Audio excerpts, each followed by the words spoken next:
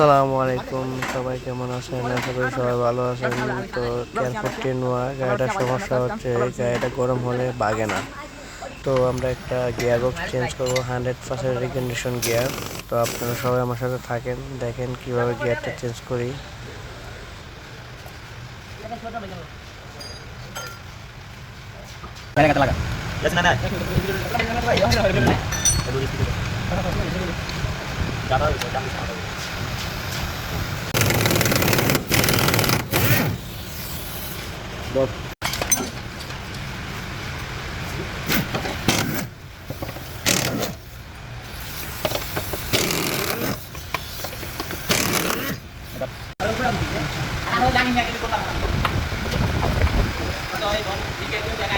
Original 100% recondition engine থেকে খুলে নিয়ে আসছি এটা একবার।